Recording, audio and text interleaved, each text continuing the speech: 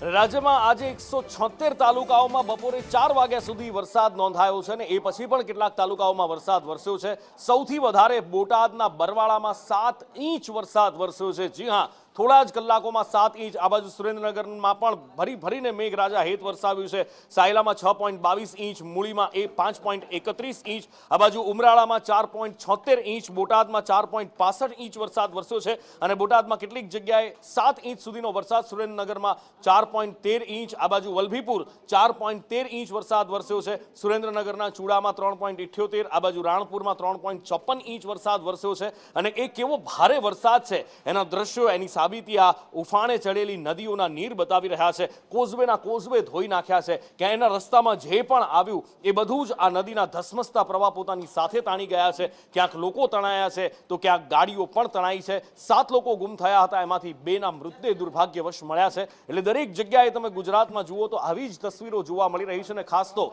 સૌરાષ્ટ્રમાં સૌથી વધારે વરસાદ વરસ્યો છે। સૌરાષ્ટ્રમાં પણ અમરેલી, સુરેન્દ્રનગર અને ભાવનગર અને બોટાદ જિલ્લામાં, આ 4 જિલ્લામાં જબરજસ્ત વરસાદ વરસ્યો છે ને આ 4 જિલ્લામાં આમ જુઓ તો અમરેલીમાં અને ભાવનગર જિલ્લામાં તો 2 દિવસથી અવિરત વરસાદ વરસી રહ્યો છે। ક્યાંક કોઈએ ઘર ખોઈ દીધા છે તો કોઈની જમીન ધોવાઈ ગઈ છે તો ક્યાંક કોકના સ્વજનોનો કોઈ અત્તો પત્તો નથી અને આક્રંદ પણ જોવા મળી રહ્યો છે અને ક્યાંક ખુશીની લહેર પણ ખેડૂતોમાં જોવા મળી રહી છે।